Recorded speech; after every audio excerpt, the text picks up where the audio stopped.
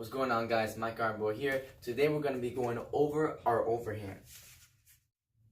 Alright guys, we're going to take our fighting stance. Right foot back if you're ready, left foot back if you're lefty. For the overhand, it's one of my favorite techniques. I feel like I have a great time with it. And it's also a great technique against taller opponents. You could go over their guard or go over their jab or their cross, depending if they're lefty or righty.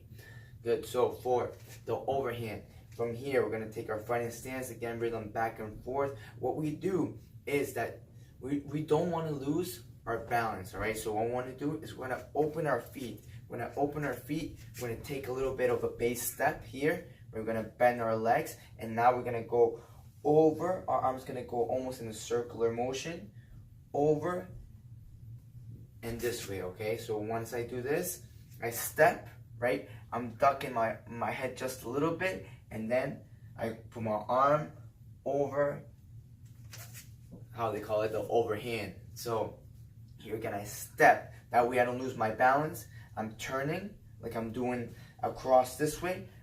Bam. Good. My opponent is standing right here. I get out of the way a little bit, right? And I want to make sure, what I like to do is I want to make this overhand, the line of the circle, I like to make it right where their face is. So I'm not going to the side because I'm going to miss. Good. I'm stepping out of the way, so now their punches are going this way. Bam. And I go right between their punches. If they throw that jab or if they throw that cross, again, if they're lefty or righty, I want to make sure I slip it this way, and then bam, I do my overhand. It's one of my favorite ways to use this technique. Right? If you're doing it on the back, again, here, for example, the bag is right in front of me, right between my legs, right? So what I want to do is I want to step my head out of the way here. Out of the way, and then through that overhand here, bam. One thing, I want to make sure this hand's always up, so I don't want to do this, right? I want to make sure this hand's up, and I like to keep it a little bit actually right in front of me, covering one of my eyes. Why? Because we're fighting Muay Thai, so you don't want to get kicked or you don't want to get kneed in the face. Good, it's very dangerous technique as well. It has some risk to it because you're ducking your head. When you duck your head, there's a possibility to get a knee to the face. So you want to make sure you time that overhand precisely and don't get caught with a knee to the face. Also, I want to make sure that I hide my head.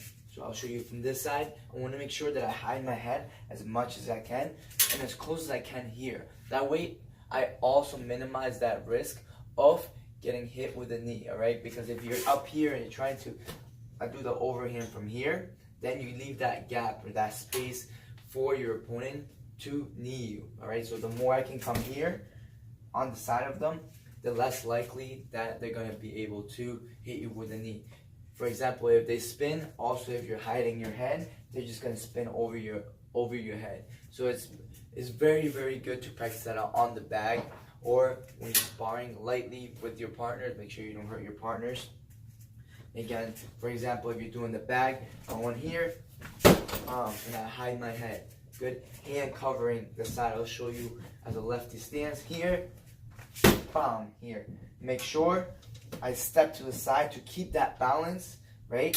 Hand over, other hand here covering my face. So make sure that if I do get hit, then at least I have that piece of guard that's going to help me out just in case, all right? You want to keep that second defense just in case always.